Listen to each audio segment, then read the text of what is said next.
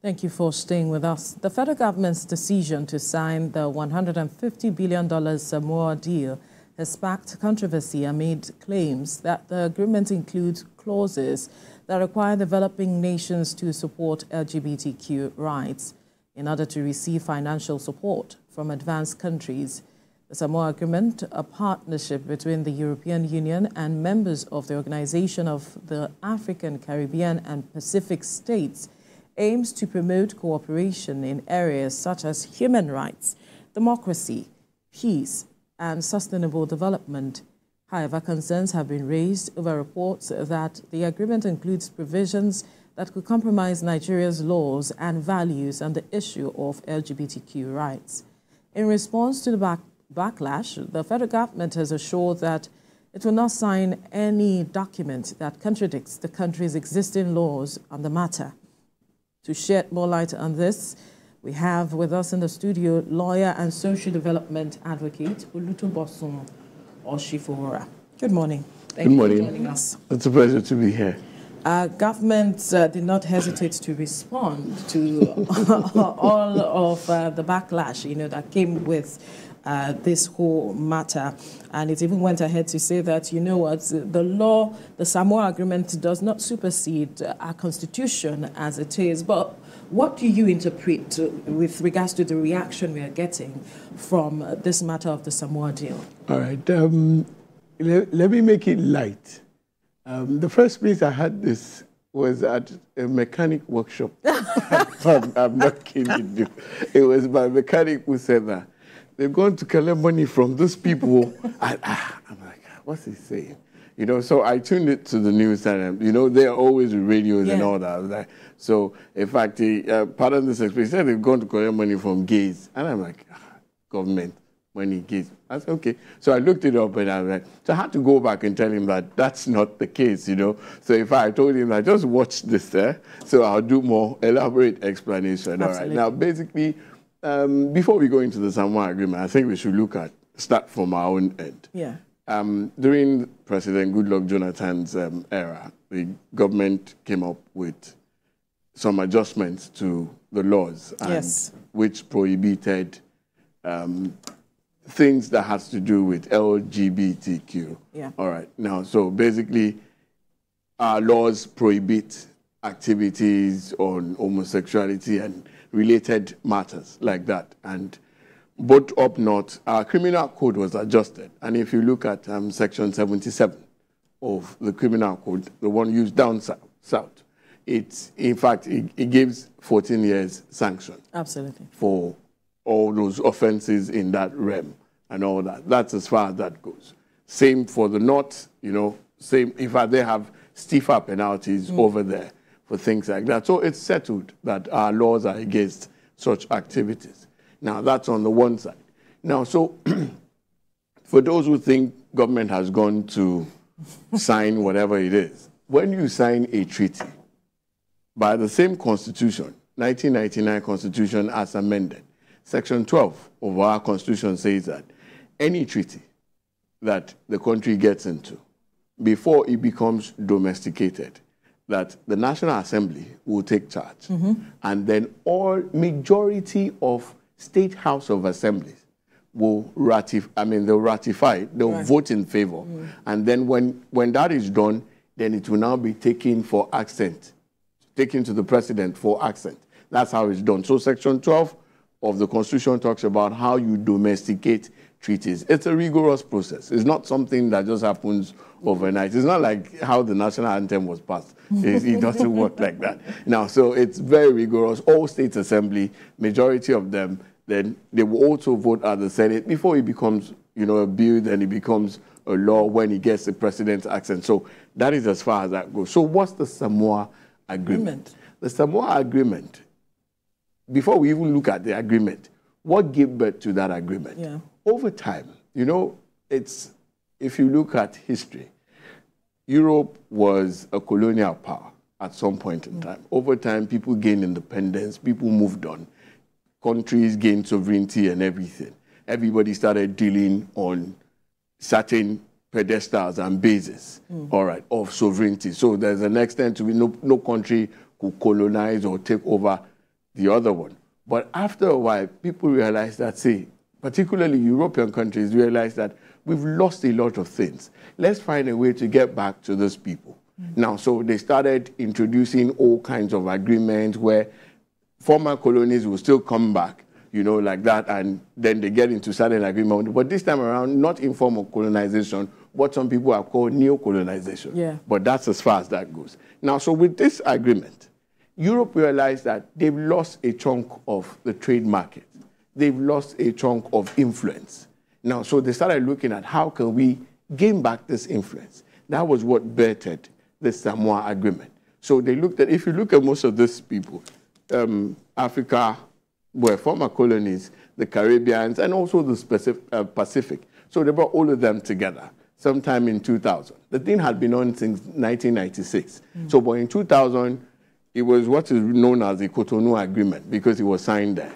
So it was a 20-year agreement. It was purely trade.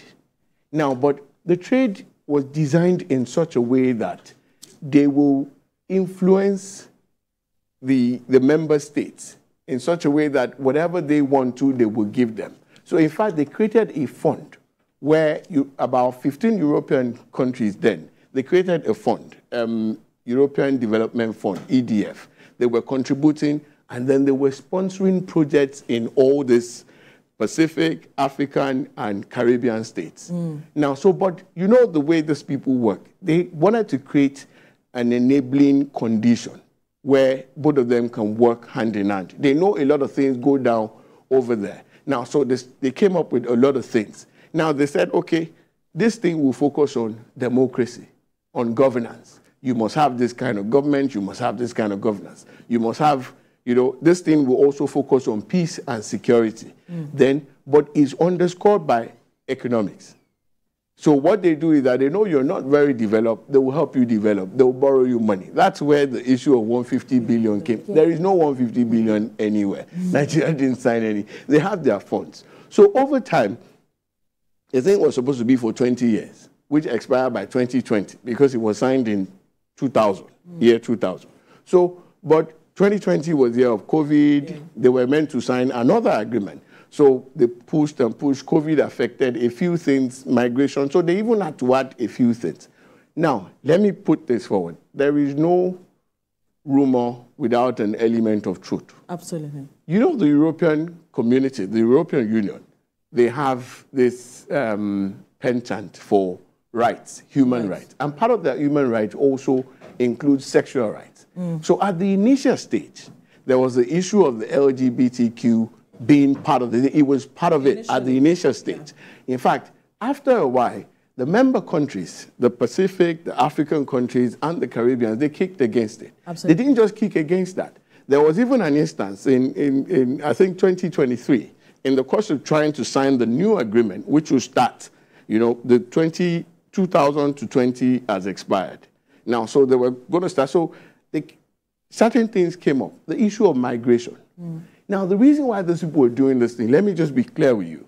The reason why they're doing it is they want to help you to prosper. It's like having a member of a family who is not doing well and is disturbing you.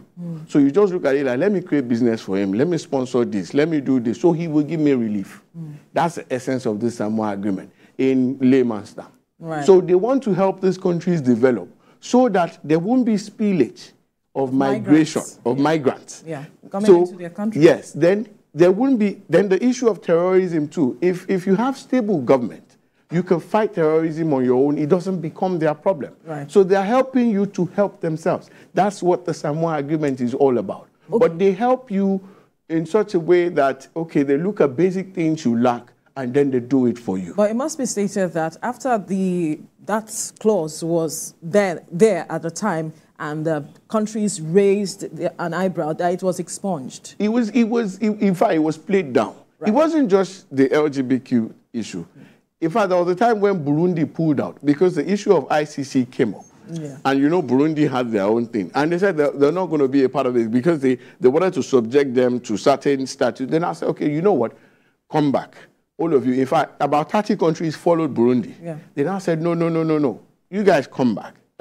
we will redo this thing. So they now created an enabling instrument where things on all this LGBTQ rights and the issue of ICC and other issues regarding terrorism was looked into, and they now said, okay, you know what, do it the way you can. We're not, because they said that going back to our people, this will come up. This had come up since 2020. It came up also in 2023. The member states were like, we can't go back and tell people. They would think we've signed this thing to come and domesticate it at home. So they now say, okay, you know what? You guys should work the way it pleases you. So as it stands, there is nothing forcing the member countries to enforce rules, laws or domesticate laws on LGBTQ. There is nothing like that.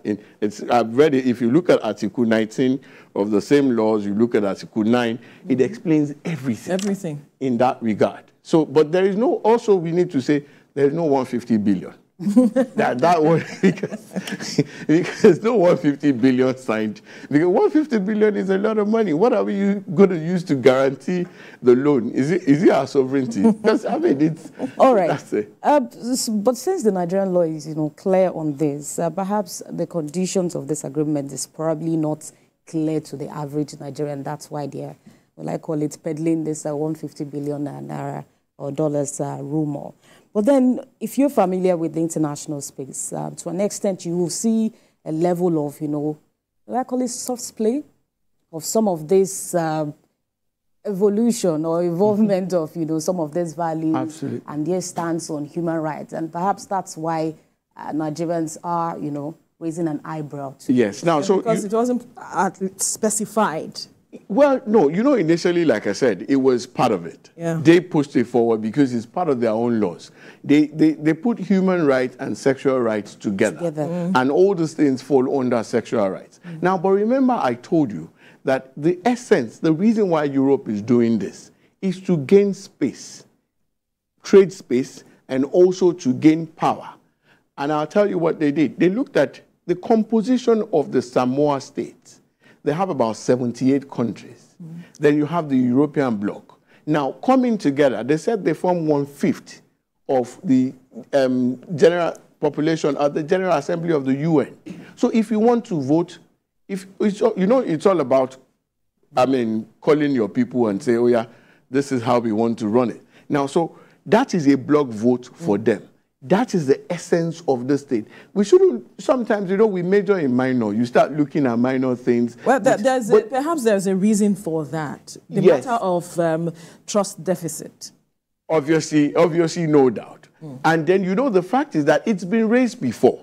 So, we shouldn't play that down as well. It was raised and the member state kicked against it. Yeah. And that's why. So, I guess one of the problems you have here is, and I say this with all sense of responsibilities, people don't really research and people don't find things out.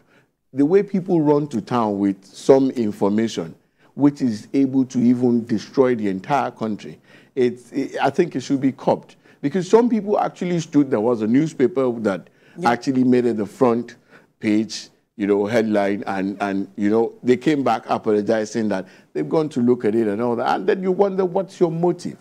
Because we're in a very delicate situation in this country, and things like that can actually spark, reaction from quarters that you wouldn't even expect. We have seen things like that before. But the essence, I keep emphasizing, the essence is that Europe is looking for bloc vote in respect of trade and in respect of power. As much as Europe is looking for bloc votes, what Nigerians want to hear is, how does that benefit the ordinary man on the street? It does. How because we've signed so many agreements, and they are wondering, isn't this one too many of another agreement that we have signed that we do not necessarily see the impact on us? All right. Now, so one of the benefits of this Samoa agreement is the sponsor projects. In fact, let me tell you how it works. I talked about the EDF, the European Development Fund. Yes. That was when member states contribute a lot of money, and then the sponsor project. In fact, indiscriminately in member states. Now, but after a while, with the new agreement now, they have created a budget. There's an EU budget for member states now because it's more serious, and they've seen the import of this thing. Now, so how does it affect the average man? Well, it's your country that will determine what project they want to sponsor. And most times, if you go to the interlands, even around us here, you see United Nations sponsored projects, World Bank sponsored, World Bank assisted this, World Bank, they do a lot of things. Now, but coming down home, sometimes the way our people, I'm trying to be careful here, but the way our people do things, we've had cases of embezzlement, we've had cases of diversions. These people are committed and they follow through. But when it comes to actual implementation, which will benefit you and I, the average person on the street, our people are always responsible for the final point. And most times you find some funny play.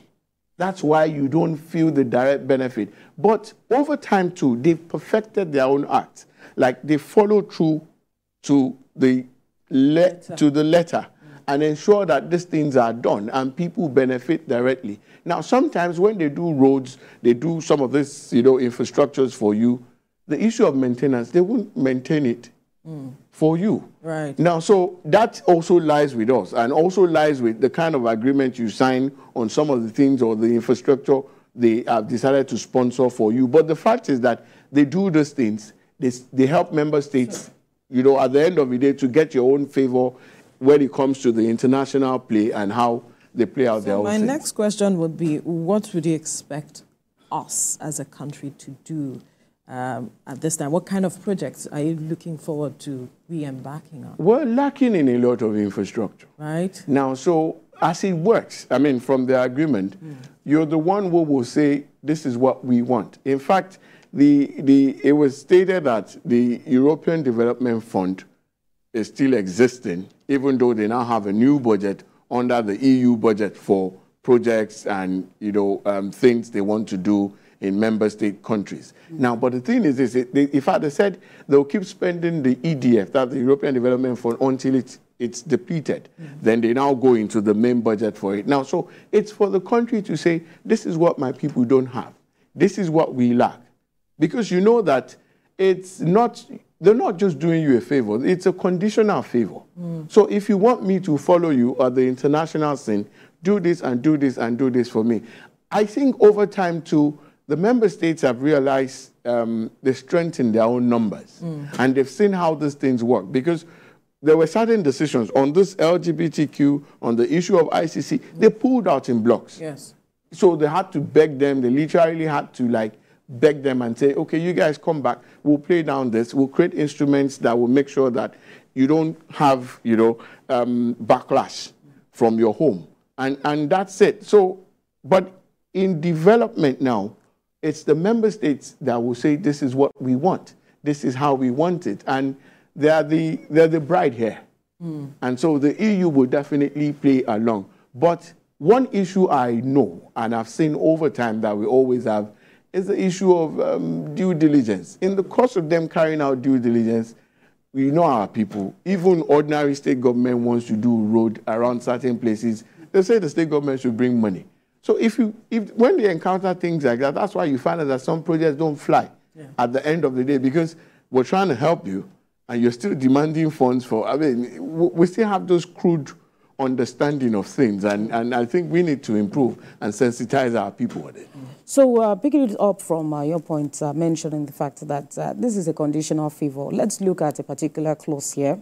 The parties, that's Article 29.5, option B, the parties shall support universal access to sexual and reproductive health commodities and healthcare services, including family planning, information and education, and integration of reproductive health into national strategies and programs.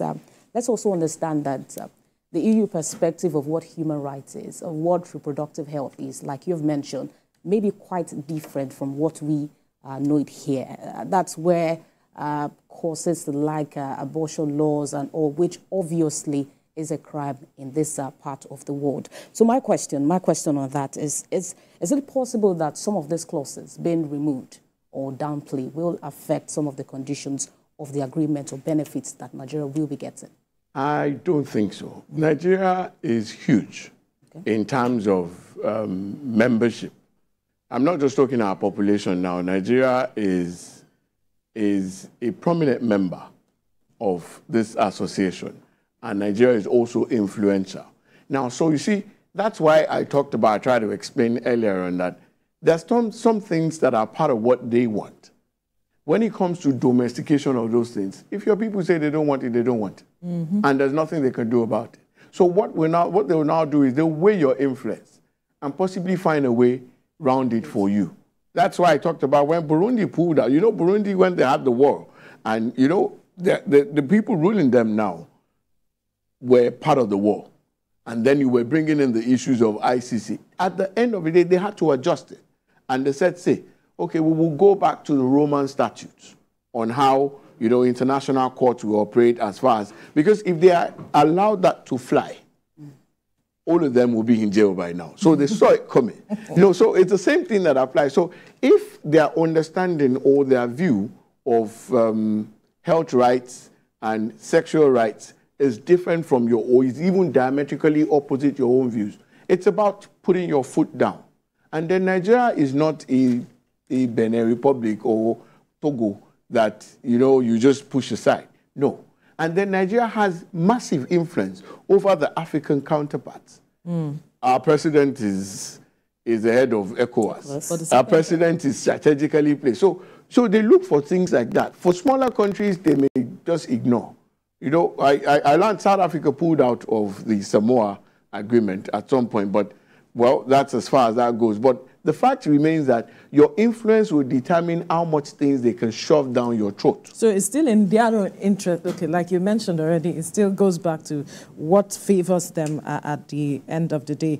But another concern some persons raised with regards to this Samoa agreement is the fact that it is after signing that we're now having conversations at the level of the Federal Executive Council, the National Assembly, and NEC as well. That why don't we have that conversation before signing the dotted lines? Well, I think what is supposed to be at that level is more of sensitization. Because even when you sign treaties, like I explained earlier, Section 12 of the Constitution, by the time you want to domesticate it, that's where you bring in, you know, popular participation. But what is expected, or maybe of the National Orientation Agency, or Ministry of Communication or Foreign Affairs, is to actually tell the people that this is what is on ground, this is what we're doing, you know. But I felt there wasn't much information in the space, or there wasn't much sensitization on what... So you think that is why there's... That's why you have conflicting... You know, people came on Twitter and said, this thing is purely LGBTQ. Like I told you, I said, my mechanic said, they're going to collect money from gays. That's what they want to do for us. They want to show, they want to turn all of us. And they were serious about it. I said, in this country, it can't happen now. And it takes trust for them to listen to you and believe that when you talk to them. So trust only happens where information is out there for people. So one of the things, one of the downside of this administration is carrying people along. There are a lot of things that were meant for good, or that the government is doing for our own good. But because it's poorly communicated to the people, people just run to town with different things, run to town with different interpretations, and even gross misinterpretations.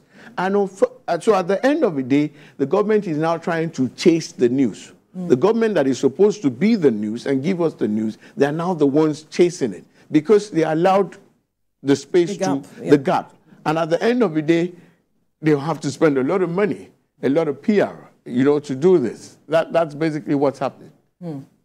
All right, so let's look at other benefits apart from, you know, the bureaucracy and governance. We have here sustainable development, climate change, economic growth. Let's take it away from the human rights and gender equality perspective.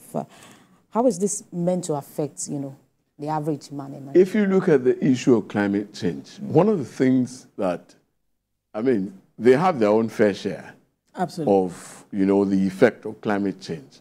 And one of the ways they try to do this is to, you know, the whole greenhouse thing, then the issue of controlled emission of carbon dioxide and all these things, because over time, it took these people to sensitize us properly on the effect of burning of things, fossil fuel, fossil fuel, even clearing of bushes and all that, and all those things, deforestation. We just get into the bush, do all those things. So with their help, they help with legislations, they help with sensitizations, and they also help with funds, ecological funds, because I know Nigeria is a beneficiary of a lot of ecological funds from these organizations. So they help us, because if you leave it to us, we cannot face this thing. And the fact is that on the issue of understanding the issue of climate change, the issue of, you saw, I think it was the Lagos State Commissioner for Environment, he's been going around trying to tell people that, stop throwing plastics in the gutter. Because by the time you throw, I throw, and everybody throws, at the end of the day, what happens? The place is clogged. Then you now start it comes back to wondering how flood is disturbing you. We saw what happened last week. Yeah. Areas that never experienced flood. But then another thing is that's the human side of it. But the nature side of it is that we've seen unprecedented amount of rainfall. Yes. These are effects of climate change. And this is where these people come in to help us. So there's also the issue of migration.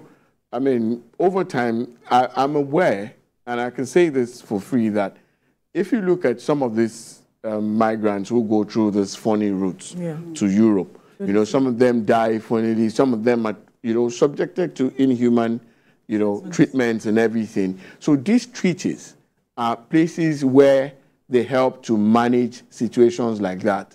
And then in some cases, they look at some of these people, instead of, putting them in jail, they reach some agreement with the home country, and then they give them some soft landing. Right. Prior to this time, some of them were shot. Some of them, when they find them like that, particularly those who go through the Arab end of the whole, journey, it's always very unpleasant. Now, but treaties like this also help to mitigate and find out ways where their rights and dignity is restored. So that's one of the benefits of all this. Then the issue of terrorism, they help to control, because if you look at it, Africa seems not to have a hold on, this terrorist spread. If you look at how the whole thing is coming from East Africa, North Africa, we're the one bearing the brunt. We heard of all these people coming. So they help with intelligence, they help with funds, they help with a lot of things. So it's beneficial to us. All right. We'll have to leave the conversation here now. Lawyer, social development advocate, Olutubosun Oshifowora, thank you for your time on the program. Always a pleasure. All right. Dead but not forgotten, theatre thespian set to immortalize business mogul and mother of President Bola Tinubu, Alhaja Bibatu Mogaji. Join us after the break for